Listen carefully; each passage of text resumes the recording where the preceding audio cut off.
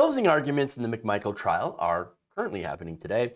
Gregory McMichael and his son Travis, as well as William Roddy Bryan, are three men on trial for the murder of a black jogger, Ahmaud Arbery, in Georgia.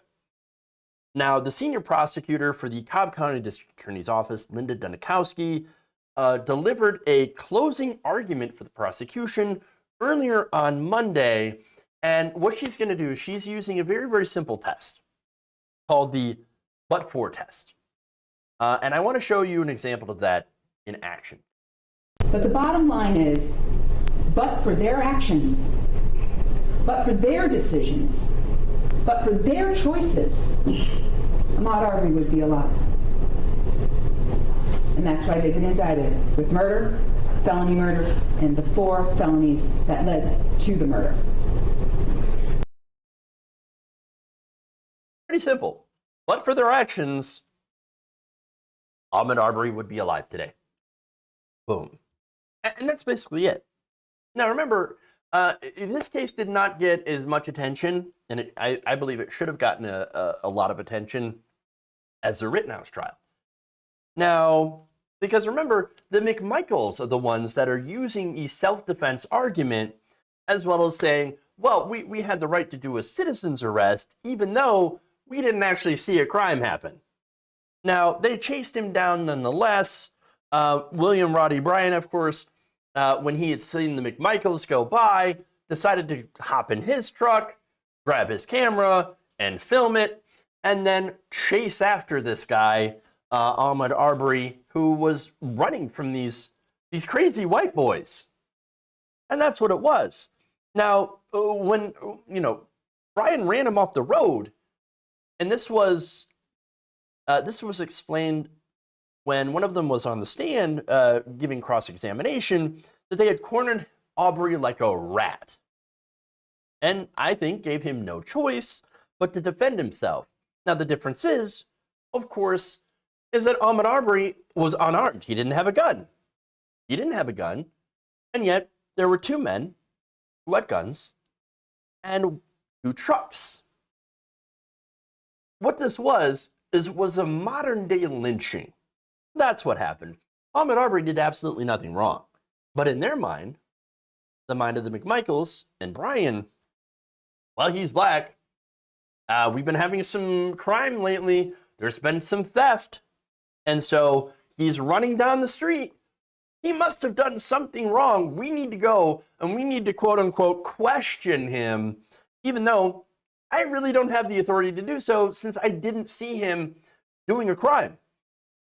Now, Georgia has had this law where you could do a citizen's arrest if you witnessed a crime or if you have a good reason or a good suspicion to believe that this person had been involved in a crime. But all they saw was Ahmaud Arbery running, jogging. That's it. Jogging down the road. Oh, man, he's running. We got a black guy running. Get your guns. Get your guns.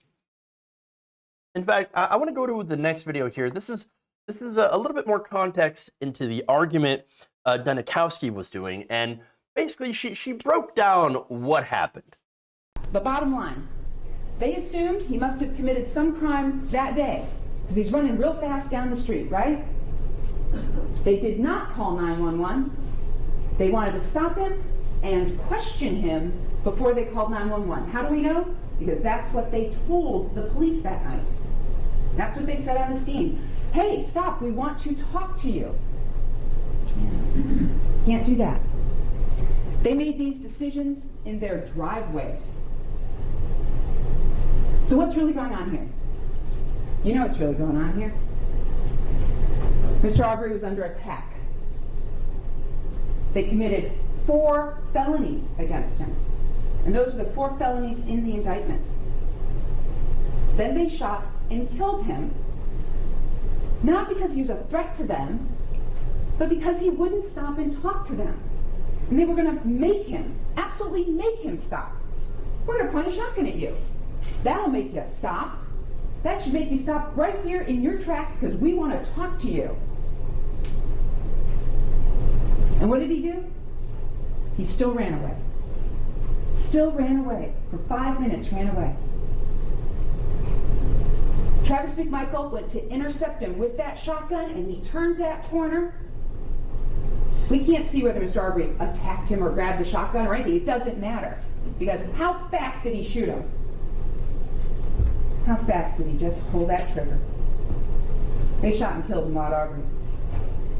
They all acted as a party to the crime. You'll note they've been indicted that way. All right, so look, I mean, that pretty much breaks it down. Can't get any more clear, in my opinion. They assumed, based on race, that he was up to no good. They formed a posse, they chased him down, they confronted him, and then they shot him when he tried to defend himself. That was it. You don't get to chase people down and claim, with guns and claim self-defense. Oh no, I chased this person down the road in my truck and then pointed a shotgun at his face, and I'm the victim here.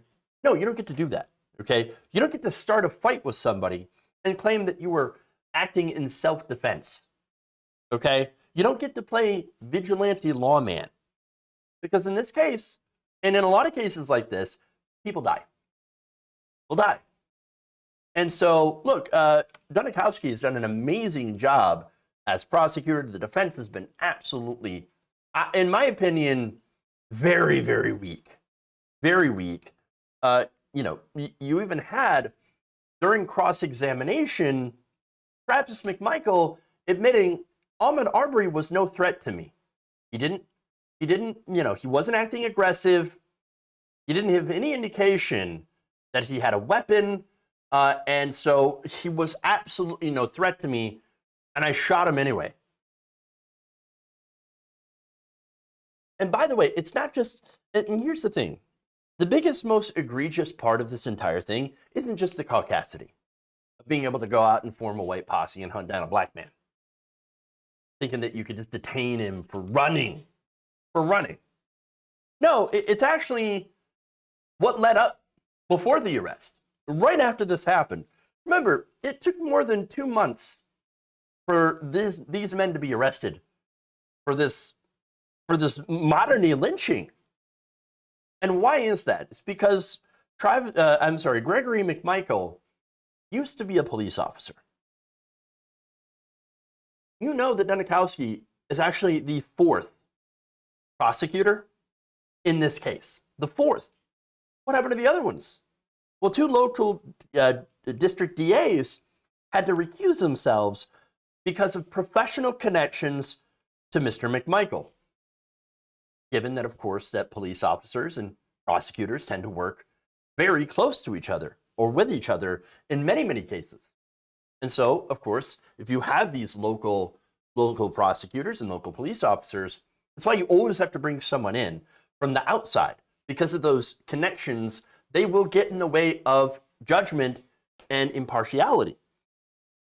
And then, of course, you had a 3rd, Brunswick District Attorney Jackie Johnson, whose office initially handled this case. She was charged in September with violating her oath of office and obstructing the arrest of the McMichaels immediately after the shooting. These prosecutors literally refused to do their jobs because they were too close to the cops. And that, again, happens a lot, all the time, in fact. But this time, and the only reason, and this is why it's so important that there was video evidence, okay, and that there was an outrage. Public awareness and outrage for the community, as well as from civil rights leaders. All that pressure, that's when they finally got to get charges on this guy, on these three individuals. So, look, and here's the thing too. This is, how many times has this actually happened? How many times has something like this happened in Georgia? Do we even know? No, I don't think we do. Before cell phones, before a national conversation on race in this country, Before Black Lives Matter, how often did this happen? And the DAs just go, another black man, he must have done something wrong. Again, they had this law in the books in Georgia until this happened. And think about other states as well. And so that's why it's so important. And that's why it's really kind of a benefit, even though we are seeing all this happen now, and we're all stunned and we're all shocked. We're like, oh my God, I can't believe this is happening. But it's been happening all along. Now we're finally getting to see it. And the side, hopefully the good effect that comes from that is the fact that we can start to get justice. And that's the most important thing. Now, for me, again, to me, it seems like it's pretty clear that McMichaels are guilty. But whether the jury will agree or not, that's a different question. Again, the defense is saying, well, he was dangerous. He was a scary black man. And, we just stopped to question him. And then he attacked us. And then it was self-defense. It was a matter of life or death.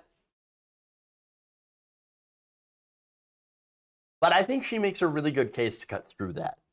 That the McMichaels, and had they minded their own business, and this is what the crux of the case is, had they minded their own business, or if they were really concerned, actually call the police, then Ahmaud Arbery, there's a good chance he might still be alive today.